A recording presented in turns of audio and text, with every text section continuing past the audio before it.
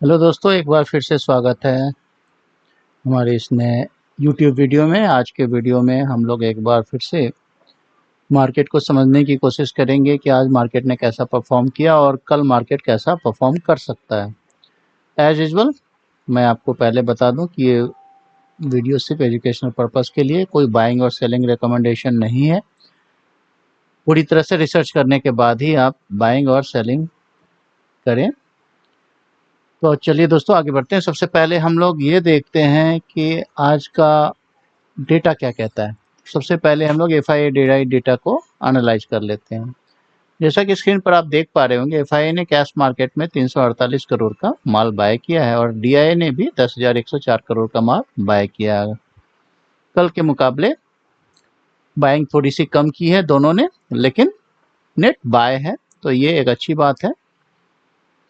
सबसे बड़ी बात है कि इंडिया विक्स जो है 18.54 है, काफ़ी हाई है, तो इसलिए मार्केट में वॉलेटिलिटी बहुत ज़्यादा है। हमेशा ध्यान रखेंगे कि जब आप ट्रेडिंग करते हैं आपको मार्केट में वॉलेटिलिटी की ज़रूरत पड़ती है, और इंडिया विक्स अगर इतना हाई है तो वो मार्केट ट्रेडिंग के लिए होता है, बशर्ते कि आप जो है अच्छे से अनुमान लगा पाएँ कि आगे क्या हो सकता है, और इसके लिए आपको प्रॉपर स्टडीज़ का सहारा लेना होगा।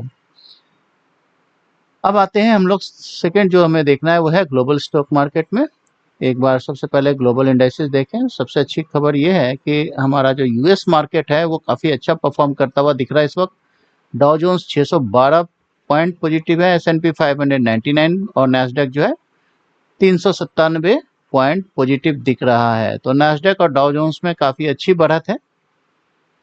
यूरोपियन मार्केट की बात करें तो ब्रिटेन का मार्केट स्लाइटली पॉजिटिव था, फ्रांस नेगेटिव था, लैटो नेगेटिव। जर्मनी का मार्केट 230 पॉइंट से पॉजिटिव था। गिफ्ट निफ्टी की बात करें इस वक्त जो है 27 मई 2025 को रात 9:25 पर गिफ्ट निफ्टी 31 पॉइंट नेगेटिव चल रहा है। बाकी जो है जापान का मार्केट जैसा कि आप देख पा रहे हैं पॉजिटिव आज क्लोज हुआ है।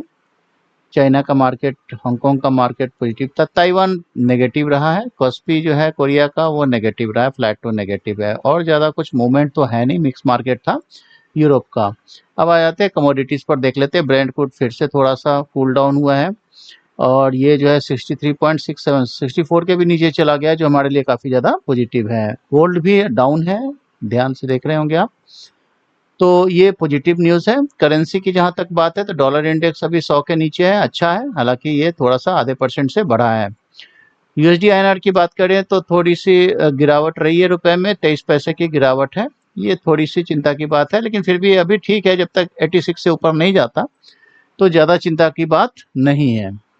तो आइए हम लोग सबसे पहले निफ्टी को एनालाइज करते हैं। तो आइए सबसे पहले हम लोग एक बार फिर से चार्ट को फिर से हम एनालाइज करने की कोशिश करेंगे। कल जैसा कि मैंने बताया था आपको कि अगर गैप डाउन खुलता है तो हमारा जो फाइनल लेवल मैंने कहा था 24,800 के लेवल पर है, तो 24,800 के पास ही जा कर के लगभग जो है हमारा निफ्टी जो है वो रेंज बाउंड ही रहा है। फिर यहाँ से फिर वापस बैक, चूँकि वॉलेटिलिटी काफ़ी ज़्यादा है, तो मैंने आपको ध्यान हो तो मैंने कहा था कि लेवल टू लेवल आपको काम करना है, रेजिस्टेंस पर सेल करना है, सपोर्ट पर बाय करना है, तो ये ध्यान रखना है। ये अभी चलेगा जब तक कि हाई वॉलेटिलिटी रहती है। जब तक इंडिया विक्स जो है 17 से अबव है, 16 से भी अबव है, तब तक काफ़ी ज़्यादा वॉलेटिलिटी रहने की उम्मीद है। तो एक बार आज के डेटा के हिसाब से हम लोग एक बार फिर से फिबोनाची रिट्रेसमेंट लगाने की कोशिश करेंगे और फिर देखेंगे कि क्या हमारे को प्लान कल के लिए हम बना पाते हैं। तो आइए वन डे चार्ट को पहले लेते हैं। वन डे चार्ट आप देख रहे हैं कि आज जो है वन डे चार्ट में जो स्लाइटली नेगेटिव क्लोज तो जरूर हुआ है, लेकिन क्लियर इंडिकेशन अभी नहीं मिल रहा है कि मार्केट का मूवमेंट किस ओर रहेगा। अगर आप ध्यान से देखें तो परसों के कल के मुकाबले, मंडे के मुकाबले अगर आप ध्यान दें तो थोड़ा सा हम समझने की कोशिश करें। परसों जो है आपका ये आपका ओपनिंग प्राइस था और ये आपका क्लोजिंग प्राइस है। आज अगर हम देखें तो कल के ओपनिंग प्राइस से ऊपर खुला है, लेकिन क्लोज जो हुआ है वो अगर आप देखें तो फ्राइडे के क्लोजिंग के आसपास हुआ है। फ्राइडे की जो क्लोजिंग है वो बहुत ज़्यादा इम्पोर्टेंट है, ठीक है। तो ये जो है आपका 24,846 के लगभग, 24,840 का जो पॉइंट है हम उसको ही मान के चलें तो ये बढ़िया है। ये सपोर्ट जोन मिलता है हमारे को। थोड़ा सा और एनालाइज कर लेते हैं कि हमारा मेजर सपोर्ट कहाँ हो सकता है। तो एक बार थोड़ा सा वीक चार्ट को भी देख लें, शायद वहां से हमारे को कुछ क्लियर इंडिकेशन मिलेगा। बिल्कुल, आपको अगर ध्यान से देखें तो ये जो वीक है, ये वीक है आपको 12 मई का जो वीक है, ये इससे हमें ज़्यादा बढ़िया मिल रहा है, एक इंडिकेशन मिल रहा है कि हमारा मेजर सपोर्ट और रेजिस्टेंस क्या है। एक खास पैटर्न आपको ट्रायंगल पैटर्न बनता हुआ भी दिख रहा होगा, जो कि मैं अगर बताऊं आपको तो मैं ड्रॉ करके दिखाता हूं, इससे थोड़ा सा आइडिया लगेगा कि निफ्टी कैसे मूव कर सकता है। अगर आप ध्यान से देखें तो मैं दो थोड़ा सा इसको डार्क कर लें। हाँ, तो ये जो है आपका एक ये रहा, सॉरी मुझे स्ट्रेट लाइन लेना था पहले। तो ये मैं ऊपर का एक रेजिस्टेंस हमने बनाया, और अगर आप ध्यान से देखें तो आपको जो है एक यहाँ से आपको एक सपोर्ट जोन नीचे दिख रहा है। तो एक ट्रायंगल पैटर्न आपको दिख रहा है, ये बहुत ही इम्पोर्टेंट है ये कल के लिए। तो अब कल क्या हो सकता है, ये हमें इम्पोर्टेंट रहेगा। तो जो सबसे इम्पोर्टेंट मेरे को लग रहा है वो है ये ग्रीन कैंडल जो वीक का है हमारे को, जो 2 हफ्ते पहले का। तो इससे हमारे को एक लेवल मिल सकता है, तो मैं इसको ही बेस बना करके मैं सपोर्ट और रेजिस्टेंस आइडेंटिफाई करने की कोशिश करूंगा। तो ये रहा हमारा सपोर्ट और ये रहा रेजिस्टेंस का पॉइंट, ठीक है। अब आ जाते हैं हम लोग सीधे अपने 15 मिनट चार्ट पर, ठीक है। तो यहाँ पर एक और हम ऑन कर ले, मेरे ख्याल से 23.6 वाला भी बेहतर रहेगा इसको डालना, इससे एक लेवल और हमारे को क्लियर मिलेगा। तो मैं इसी को एडिट कर देता हूँ, इससे चूंकि वीकली चार्ट पर किया था हमने, तो इसलिए जो फिबोनाची रिट्रेसमेंट ड्रॉ, तो इसलिए हमारे को थोड़े से कुछ और परसेंटेज भी ऑन करने पड़ेंगे। तो ये रहा हमारा आ गया। ध्यान दें ये बहुत इंपॉर्टेंट सपोर्ट, ये जो जोन दिख रहा है, इन केस अभी तो आपको गिफ्ट निफ्टी नेगेटिव दिख रहा है, लेकिन मेरे को पक्का ऐसा लगता है कि शायद सुबह होते होते ये चेंजेस आ जाएंगे और शायद सुबह जो है गिफ्ट निफ्टी वापस पॉजिटिव हो जाएगा। ध्यान रखना है कि अभी जो अमेरिका का मार्केट है वो हमारे मार्केट को सबसे ज़्यादा इफेक्ट करता है। आपको पता ही है करीब करीब $29 ट्रिलियन की इकोनॉमी है यूएस की, और हमारी करीब 4 ट्रिलियन की, तो काफ़ी ज़्यादा फर्क है। और लगभग जो है अगर आप G20 कंट्रीज लें तो करीब 10 से 12 कंट्रियों का जो कंबाइंड जीडीपी है वो यूएस का जीडीपी है। तो यूएस की जीडीपी, यूएस का मार्केट सारे मार्केट को अफेक्ट करता है, और आज वो काफ़ी ज़्यादा पॉजिटिव है। तो ये मैं मान कर चल रहा हूँ कि कल मार्केट जो है स्लाइटली पॉजिटिव ही खुलना चाहिए। बाकी देखते हैं, थोड़ा गैप अप की मैं उम्मीद कर रहा हूँ। ध्यान रखना है कि अगर आप इस पॉइंट्स को नोट कर लें, अगर आप निफ्टी में ट्रेड करते हैं तो इन केस अगर हमारा मार्केट जो है अभी 24,837 पर, 24,826 है ना, पर दिख रहा है, जो हमारा यहाँ पर क्लोजिंग जो दिख रहा है अकॉर्डिंग टू एनएसई। तो अगर हमारा, मैं ये मानकर चल रहा हूँ कि अराउंड 70 से 100 पॉइंट ऊपर खुल सकता है, मे बी जो अमेरिकन मार्केट अभी परफॉर्म कर रहा है उसके हिसाब से हम तीनों कंडीशन को देखेंगे। इन केस हमारा मार्केट जो है अगर लगभग 70-80 पॉइंट ऊपर खुलता है, यानी 900 के दायरे में खुलता है, तो आपका जो इमीडिएट रेजिस्टेंस ये है, अगर इसको भी तोड़ देता है तो मैं आपको कह रहा हूँ कि मार्केट बड़ी तेज ऊपर भागेगा और ये 25,100 के लेवल तक जा सकता है। इस बात का ध्यान रखना है आपको, ओके।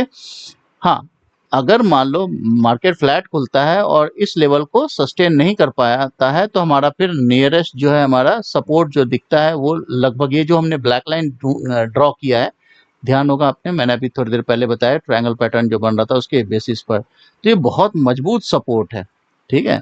तो मैं यहाँ पर अगर मिले तो बाय करना पसंद करूंगा। अदरवाइज अगर 23.6 फिबोनाची रिट्रेसमेंट को ब्रेक करता है एक ग्रीन कैंडल, तो विथ सफिशिएंट बॉडी, तो आप इसे बाय कर सकते हैं, ठीक है ना। लेकिन ये मैं इसको बाय या सेल के लिए नहीं कह रहा हूँ, आप इसको पहले पेपर ट्रेडिंग करें, समझने की कोशिश करें, एमएससीडी को ध्यान से देखते रहना है, मूविंग एवरेज को, ठीक है ना, उसके हिसाब से आपको काम करना है। आप ईएमए भी ड्रॉ कर सकते हैं एक्सपोनेंशियल मूविंग एवरेज से, तो उससे भी आपको आइडिया लगेगा, जैसा कि क्लास में हम लोग डिस्कस कर चुके हैं। ठीक है, तो ये लेवल बड़ा इंपॉर्टेंट लेवल है। हाँ, ये ध्यान रखना है कि इन केस हमारा ये जो है ब्लैक लाइन यानी कि जो सपोर्ट है, मेजर सपोर्ट, ये टूटता है तो अगला जो है हमारा सपोर्ट 24,675 नीचे की तरफ मिलेगा। उसी तरीके से अगर हमारा टॉप का टूट जाता है, 25,100 का लेवल टूट जाता है, तो उसके बाद हमारा सीधा लेवल आता है 25,250 का लेवल आता है। ये ध्यान रखना है आपको, ठीक है ना। तो ये है लेवल निफ्टी का। अब आ जाते हैं हम लोग बैंक निफ्टी के लेवल को भी एक बार देख लेते हैं। तो बैंक निफ्टी के लेवल को देखने के लिए एक बार फिर से मैं वीकली चार्ट पर जा रहा हूँ, इससे हमारे को कुछ आइडियाज लगेंगे। कल हमने जो ड्रॉ किया था बहुत अच्छे से हमारे लेवल को फॉलो किया है, ठीक है। आज भी हम कुछ ज़्यादा चेंजेस इसमें नहीं करने वाले। कल का लेवल हमारे को लग रहा है कि ये ओके है, कोई इशू नहीं है। तो हमारा जो है, अब आप ध्यान दें, हमने जो लेवल ड्रॉ किया है कितने अच्छे से इसको फॉलो किया है। हाँ, थोड़ा सा इसको नीचे की तरफ एग्जैक्ट तो हम नहीं कर सकते, लेकिन फिर भी आपने देखा होगा कि ऊपर का जो लेवल है हमारा उसको और नीचे के लेवल को लगभग इसने उसको फॉलो किया है। अब इन केस अगर बैंक निफ्टी कल हमारा पॉजिटिव होता है तो आपको कौन सा लेवल ध्यान रखना है? आपको लेवल ध्यान रखना है ये वाला 55,570 का लेवल ध्यान रखना है। अगर इसको ब्रेक करता है तो हमारा जल्दी ही हम पहुंच जाएंगे 55,728। फाइनल लेवल हमारा है 55,834। हो सकता है इसको भी ब्रेक कर दे, हो सकता है इसको भी ब्रेक कर दे, तो फिर 56,000 तक भी हम जा सकते हैं अगर मार्केट कल पॉजिटिव रहता है तो। ठीक है, किसी कारणवश ध्यान रखना है कि आज का जो लो है उसको तोड़ देता है, जो कि 55,050 का लेवल है, इसको अगर तोड़ देता है तो हम जल्दी ही फिर नए लेवल पर 54,870 तक जा सकते हैं। तो ये रहा बात बैंक निफ्टी की बारे में। ओके, आज रिक्वेस्ट आई थी मुझे कि डॉम्स इंडस्ट्रीज के बारे में, शेयर के बारे में थोड़ा सा एनालाइज करने के लिए, तो आइए हम लोग एक बार डॉम्स को देख लेते हैं। डॉम्स, जैसा कि आपको पता ही है कि ये जो है बच्चों के जो स्टडी की एक्सेसरीज है उसको उसको डील करती है। और इस इंडस्ट्री के बारे में अगर हम बात करें तो इसके बारे में सबसे पहले इसका शॉर्ट एनालिसिस कर लेते हैं और फिर इसके बारे में जानते हैं। अभी डॉम इंडस्ट्रीज जो है इसका जो प्राइस चल रहा है 2,393 रुपये चल रहा है। 800 रुपये ये डाउन हुआ है, अराउंड 4.04%, काफ़ी ज़्यादा डाउन हुआ है। अगर हम शॉर्ट एनालिसिस की बात करें तो इसका जो स्ट्रेंथ ऐसा कोई खास नहीं है। वीकनेस क्वार्टरली एपीएस जो है वो लास्ट 2 क्वार्टर से अर्निंग पर शेयर जो है थोड़ा सा डाउन हो रहा है। और थ्रेट में ये है कि 200 डेली मूविंग एवरेज से ये बिलो इस अभी ये चल रहा है। तो टेक्निकल पैरामीटर पर ये बेयरिश जरूर दिख रहा है, लेकिन बाकी पैरामीटर पर कोई इशू नहीं आ रही है। आगे हम लोग इसको चेक कर लेते हैं। तो अगर हम इसकी वैल्यूएशन की बात करें तो वैल्यूएशन जरूर थोड़ा सा ज़्यादा है। और कंसेंसस रिकमेंडेशन की बात करें तो बाइंग रिकमेंडेशन या आउट परफॉर्म और थोड़ा ज़्यादा दिख रहा है।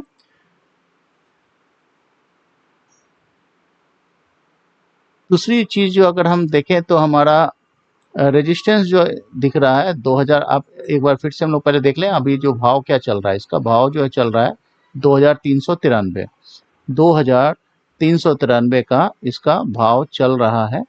तो अब हम लोग देखें 2,393 का फर्स्ट जो रेजिस्टेंस, इसका मेजर रेजिस्टेंस है फिबोनाची के अकॉर्डिंग 2,548 का है। और सपोर्ट जो है, नहीं, अगर मैं देखूं तो यहाँ पर उसके अकॉर्डिंग तो दिख नहीं रहा है, डेटा अपडेटेड नहीं है, क्योंकि 2,393 चल रहा है, उसके आसपास तो सपोर्ट रेजिस्टेंस नहीं दिख रहा है। ठीक है, तो हम अभी फिलहाल इसको इग्नोर करेंगे। आगे हम लोग थोड़ा सा बढ़ते हैं, आगे हम लोग जानेंगे। हाँ, कुछ जो है एजेंसीज ने बाइंग रिकमेंडेशन जरूर दिया है, जैसे प्रभुदास लीलाधर का टारगेट 3087 का टारगेट दे रहे हैं। ये तो मुझे लगता है बहुत पुराना मई 21 का ही न्यूज़ है, तो ये भी हम अभी इग्नोर करें तो ज़्यादा अच्छा रहेगा। ठीक है, अब ये पुराने हैं सारे न्यूज़, जो ब्रोकर के रिसर्च है वो इस पर अभी ध्यान नहीं देना है आपको। ब्लॉक डील ऐसा कुछ हुआ नहीं है। एक बार हम लोग फाइनेंशियल चेक कर लेते हैं। फाइनेंशियल बहुत ज़्यादा इंपॉर्टेंट रहता है। सेल की बात करें तो मार्च क्वार्टर में ये मार्च 2025 में इसका जो सेल्स रहा है दिसंबर क्वार्टर से थोड़ा सा कम रहा है ना, 7 करोड़ कम सेल रहा है। अदर इनकम भी कम रहा है, टोटल इनकम हालांकि बढ़ा है। एक्सपेंडिचर की बात करें तो ये जो है करीब 11 करोड़ एक्सपेंडिचर बढ़ा है, और एबिटा की बात करें तो 76 से 72 आया है। इंटरेस्ट एज इट इज है। टैक्स की जहां तक बात है तो टैक्स पेबल जो है थोड़ा कम है, ये बढ़िया है। और प्रॉफिट, इसका जो नेट प्रॉफिट है वो डिक्लाइन किया है, शायद इसी कारण से शेयर में थोड़ी सी गिरावट आ रही है। अब आते हैं हम लोग होल्डर इसके शेयर होल्डिंग पैटर्न के बारे में देखते हैं। तो शेयर होल्डिंग पैटर्न में आप देख रहे हैं कि प्रोमोटर में कोई चेंजेस नहीं है पिछले क्वार्टर से इस क्वार्टर में, ठीक है। अगर मार्च 24 के हिसाब से, ईयरली के हिसाब से हम देखें तो इसमें जरूर गिरावट है अराउंड 5% का। और एफआई का डेटा अगर हम देखते हैं तो एफआई का डेटा अगर आप देखोगे पिछले क्वार्टर के मुकाबले तो ज़्यादा फर्क नहीं है, 9.96 था, इस 9.9% अभी है। लेकिन आप जून को पिछले क्वार्टर यानी पिछले साल का सेम क्वार्टर को अगर हम मैच करते हैं तो उसके मुकाबले एफआई की होल्डिंग काफ़ी ज़्यादा बढ़ी है।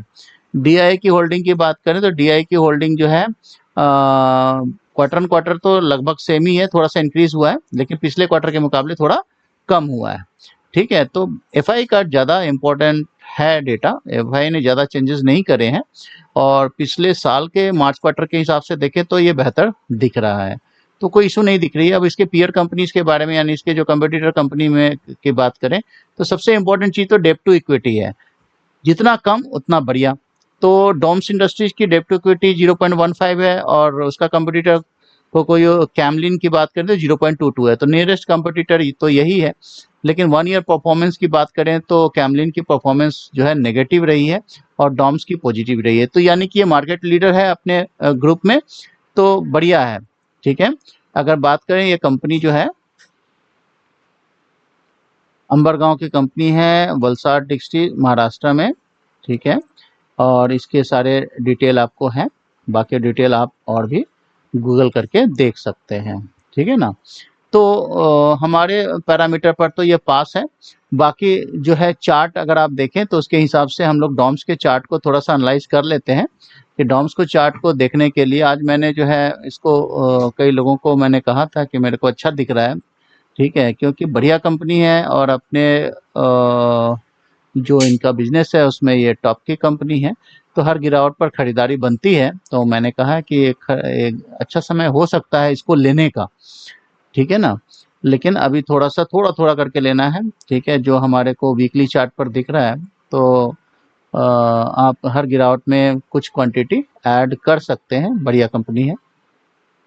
अगर इसका डेली के चार्ट को देखें तो हालांकि लगातार गिरावट है, तो मैं 3-4 दिनों से तो इसको नहीं कह रहा था, लेकिन अभी मुझे लग रहा है कि शायद ये जो है अब यहाँ से कुछ इसमें मूवमेंट आने शुरू हो सकती है, ठीक है। बहुत ज़्यादा इसका रिजल्ट ख़राब भी नहीं है, ठीक है। थोड़ा सा पिछले क्वार्टर के मुकाबले परफॉर्मेंस उतनी अच्छी तो नहीं है लेकिन फिर भी ठीक है। तो ये बढ़िया कंपनी है मेरे समझ से, इसको आप अपने निशाने पर रख सकते हैं, ठीक है। तो आज के वीडियो में बस इतना ही, मिलते हैं अगले किसी ऐसे ही एजुकेशनल वीडियो के साथ। अगर किसी शेयर को आपको एनालाइज करना हो तो आप कमेंट सेक्शन में जा कर के मुझे बता सकते हैं, उसको हम एनालाइज करने की कोशिश करेंगे, ठीक है। तो बस इस बात का ध्यान रखना है कि जब आप ट्रेडिंग करते हैं तो ट्रेडिंग करते समय मैं बार बार कहता हूँ स्टॉप लॉस लिमिट का इस्तेमाल करें, सेल्फ कंट्रोल रखें, मिनिमम क्वांटिटी में ट्रेड करें। अगर आप तो सीख रहे हैं तो, आप नए हैं तो मार्केट को पहले समझने की कोशिश करें, हालांकि मार्केट को समझना इतना आसान नहीं है ना। और ख़ासकर इस समय जब इंडिया विक्स काफ़ी हाई है तो वॉलेटिलिटी बहुत ज़्यादा है ना। तो आपको मार्केट से सीखने को बहुत कुछ मिलेगा, तो मैं यही कहूँगा कि पहले आप सीखें, उसके बाद ही आप ट्रेडिंग या इन्वेस्टमेंट के लिए सोचें, ठीक है। तो आज के वीडियो में बस इतना ही, मिलते हैं अगले किसी और एजुकेशनल वीडियो में। Good night.